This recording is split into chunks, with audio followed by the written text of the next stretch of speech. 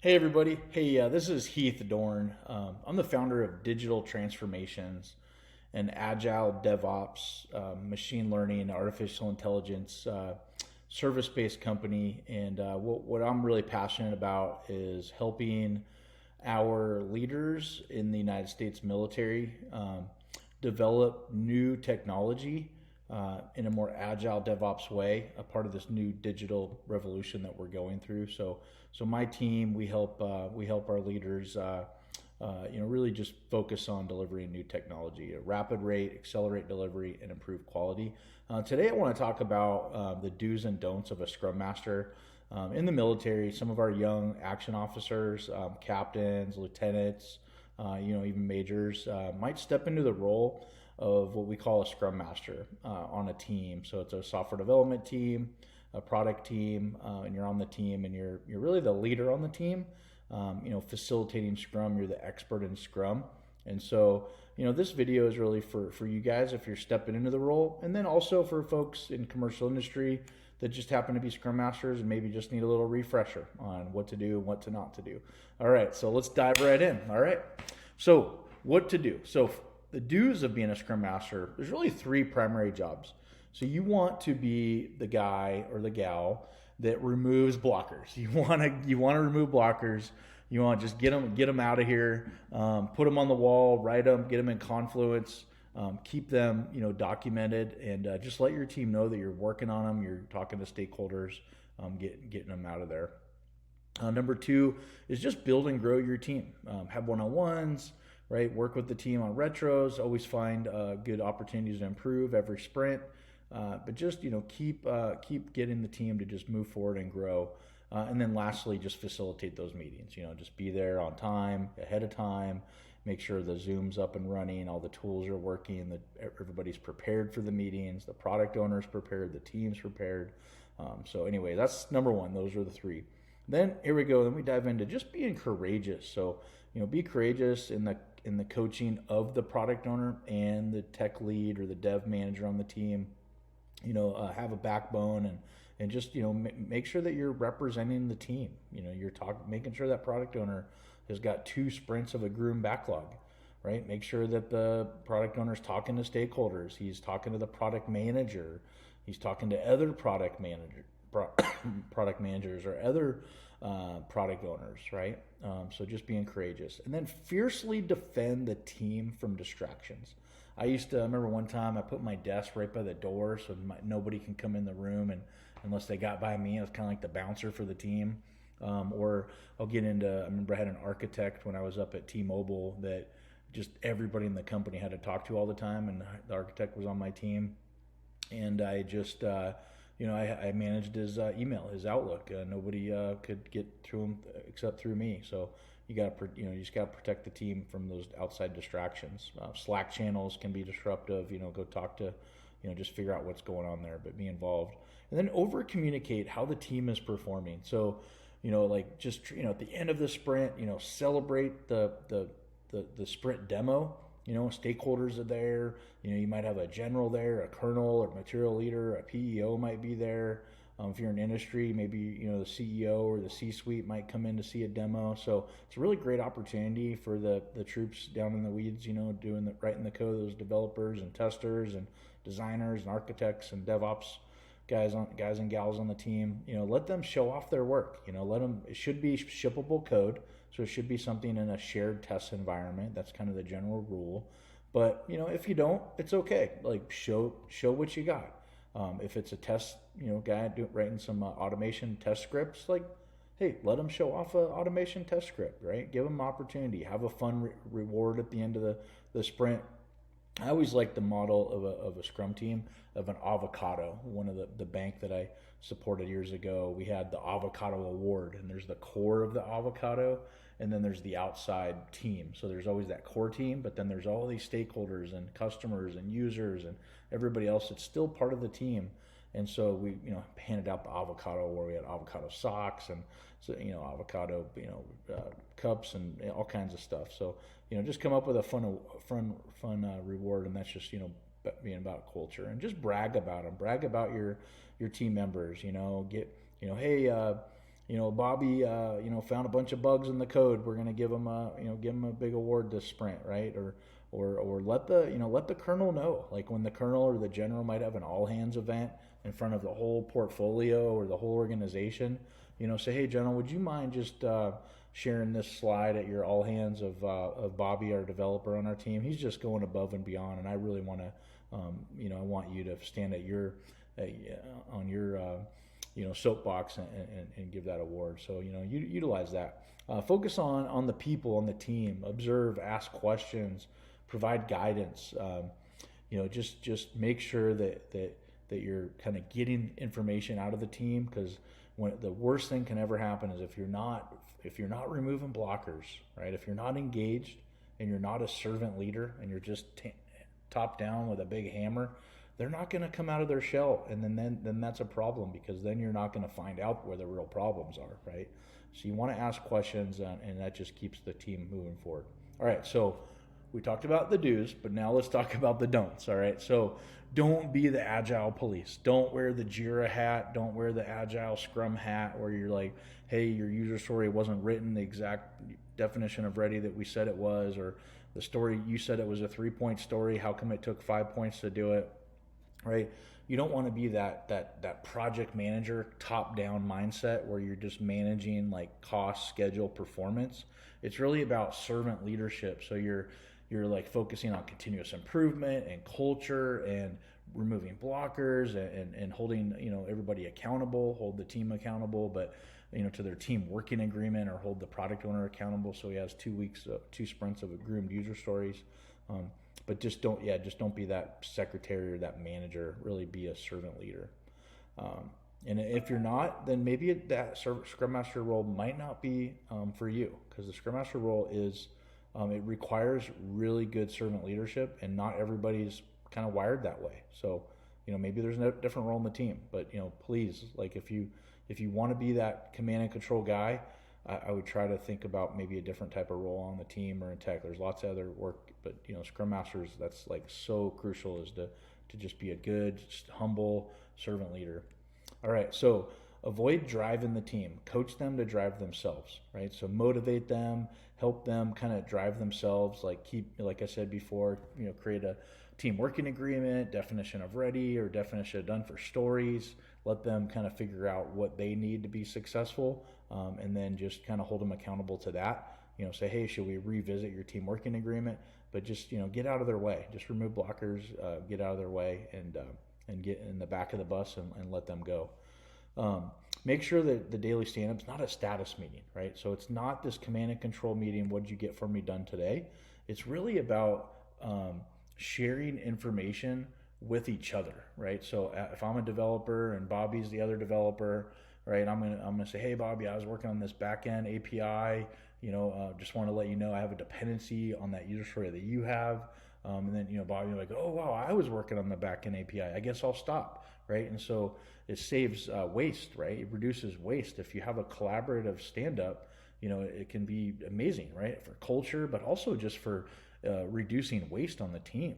Extra work and rework and relearning and handoffs and delays and defects and extra features. I mean, all of that can just be resolved by just being very collaborative in your stand-up. Don't let the team get lazy in terms of entering their time every day. So if you are creating tasks, some teams don't do that, but you could, create a subtask for your story, and you want your teams to do that. I like to do that just at the end of the day.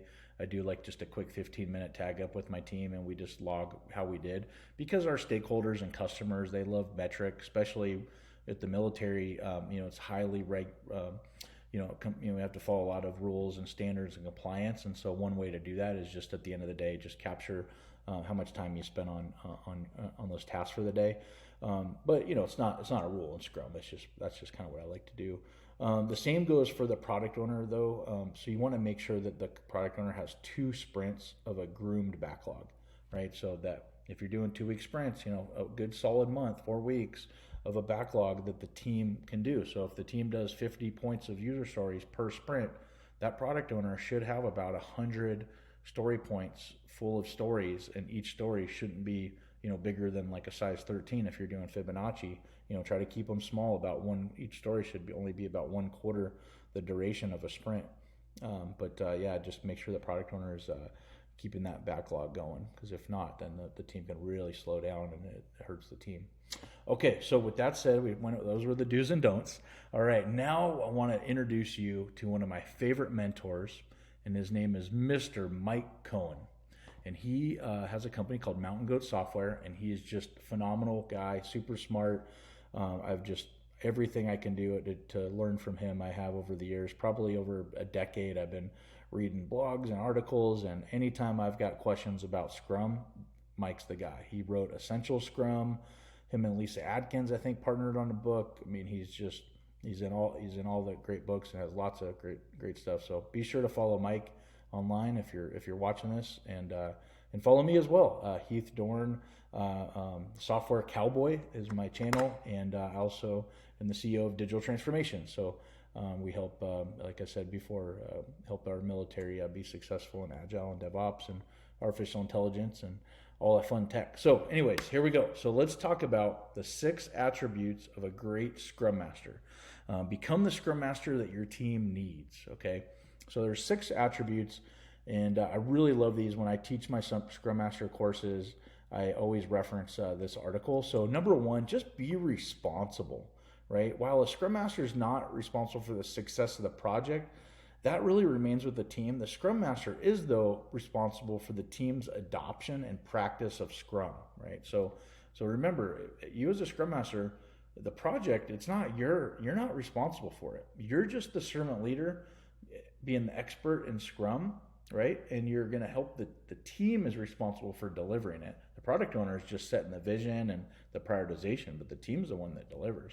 You're just there to facilitate, remove blockers, like I said, right? So the Scrum Master really needs to take responsibility without assuming a lot of power. Okay, if you're a power struggle guy, right, Scrum Master role is not for you. There's a great book, Turn the Ship Around by David Marquette, captain of a submarine. Great book, good YouTube on it. Talks about leadership and intent leadership and servant leadership. And so, you just really want to follow that. And you can see like this analogy here of a conductor in an orchestra, right? So you got this, Boston Pops conductor. His name's Keith Lockhart here. And what, his quote was, "People assume that when you become a conductor, you're into some sort of Napoleonic thing. You're standing on top of that big box, wielding your wand, right? And it's, you're not a power junkie. You're a responsibility junkie, right? He or she conductor is just got that perfect pitch and can hear all those instruments and can bring everybody into harmony. And that's the essence, the role of a Scrum Master is. You might not know everything about, Java or JavaScript or Python, but you know a little bit. You don't know everything about writing unit tests, but you might know a little bit. You don't know everything about UI, UX, but you might know just a little bit, right? A little bit about design or user-centered design, or DevOps or CI/CD, but you know a little bit, just enough to be dangerous a little bit. And that's really, you want to have respect from your team, but also, just knowing a little bit about the different roles on the team. But, just being responsible to, just have the team, really focus on what they do best, and you bring them all together, okay? All right, so next one, humble. We have to be humble. We have to throw those egos out the door.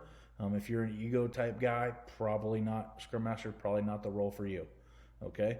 So, humble Scrum Masters take pride in their achievements, but they also know when they want their team to look good, right? So like, I'll give you an example. When we're in a sprint demo, the end of a sprint, and we've got a general or some colonels in the room, I'll make sure that the devs, there's a dev lead or a test lead, that they'll actually perform the demonstration of the software and show it working in a shared test environment. Maybe even try to get the users or operators on console to try it out and get some feedback so the developers can, quickly change a color or, change a button or something. So get that feedback really quick.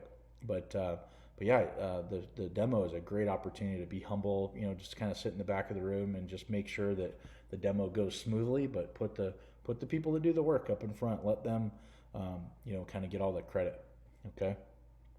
So, Scrum Masters, are comfortable not being the one with all the answers. They know that to become a fully autonomous, self-organizing team, the team needs silence more than it needs insightful comments from the Scrum Master. So, part of being quiet is listening. Humble Scrum Masters resist the temptation of begin forming a mental reply before a team member has finished speaking. Instead, when someone else is talking, give them your full attention.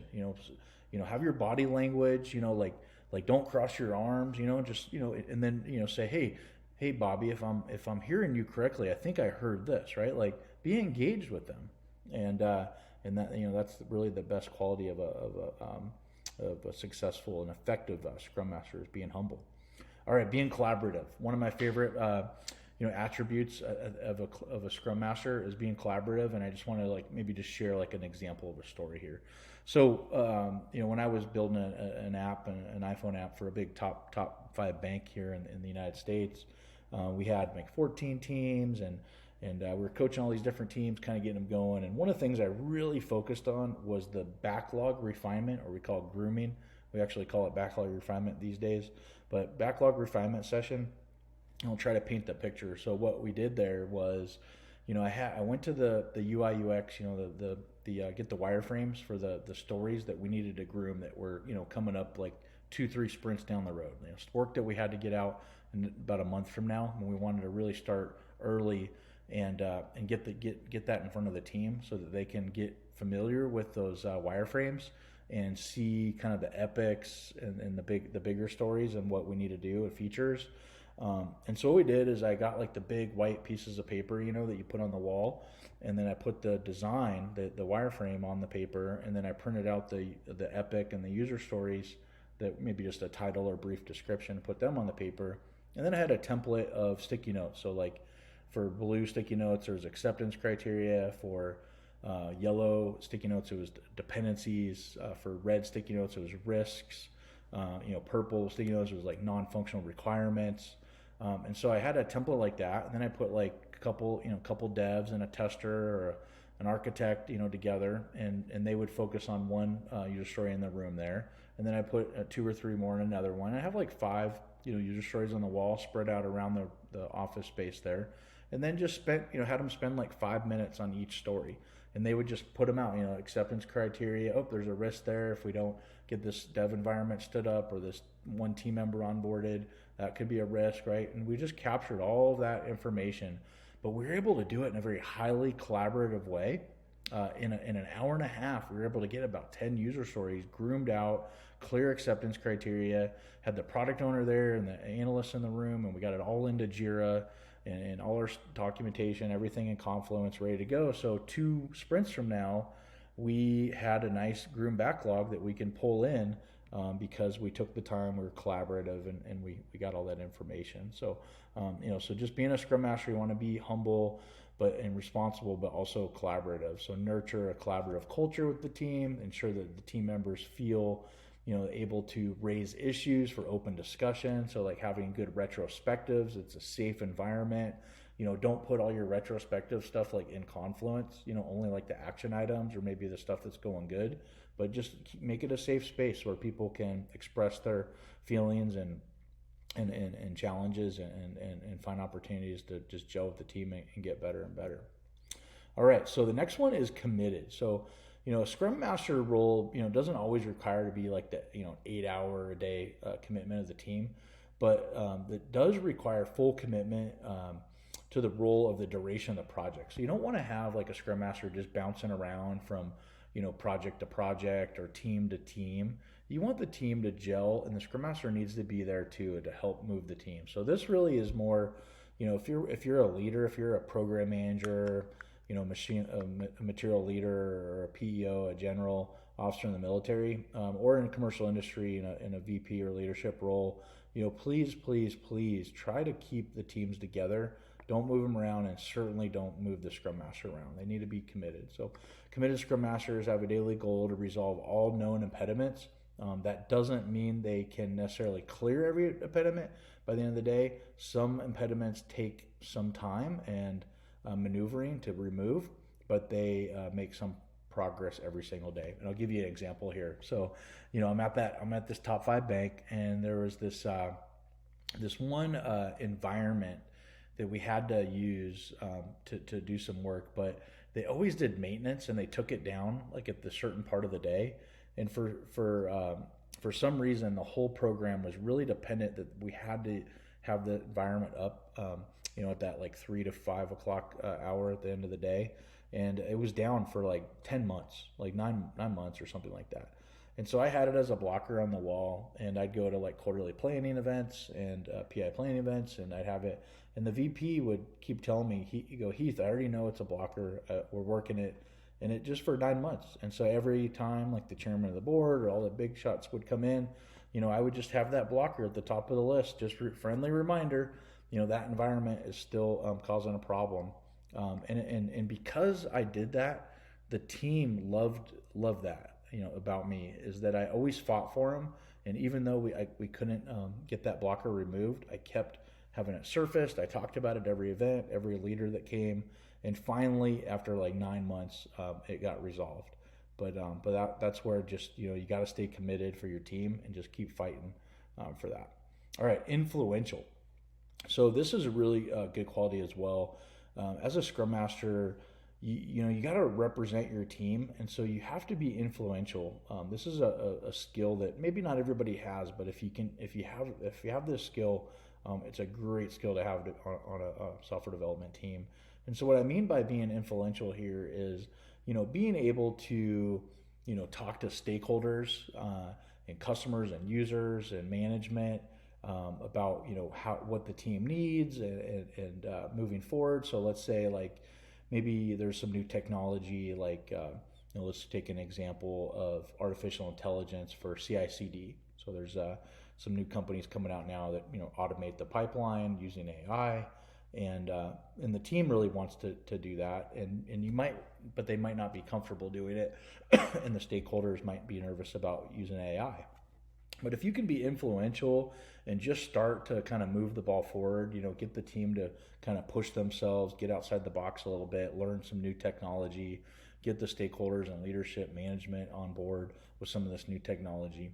That's a great skill to have as a Scrum Master. You're going to get that team to just really excel if you're always pushing the envelope. So while all Scrum Masters should know how to use their personal influence, the ideal Scrum Master has a degree of corporate political skill, right? A term, corporate politics, is often used, kind of not in the right way, but it's an asset for a team to have a Scrum Master that's aware of things, like how decisions are made in the organization, who makes them, and which coalitions exist, right? So just being a good Scrum Master there can really help your team if you can navigate some of that, because there's no politics in Agile.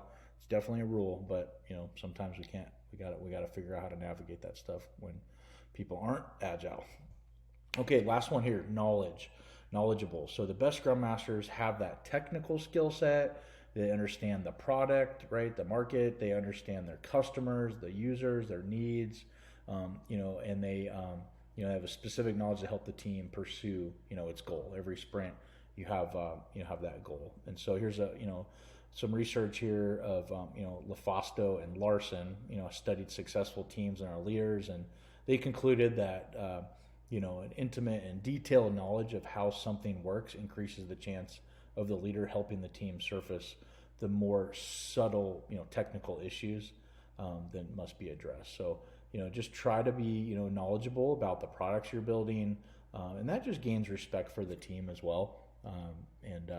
So Scrum Masters who don't yet have all those skills, just really must work to acquire them. They don't need to be expert developers or product marketers, but they do need to know just enough, that sprinkler system analogy, just enough everywhere to be knowledgeable. So anyways, that is the 6 attributes of a great Scrum Master by Mike Cohen at Mountain Goat Software, and we went over the do's and don'ts here. Follow me on YouTube at Software Cowboy, at Digital Transformations, my LinkedIn page, and looking forward to sharing more content. If you like this, subscribe, hit a like up top, And let me know if you want more type of content like this. Happy to share more information. Just kind of starting to get this stuff out there a little bit, and looking forward to working with you. If you're a Scrum Master in the military and getting on a program, give me a buzz. Happy to chat and help you out in any way I can. Take care. Bye.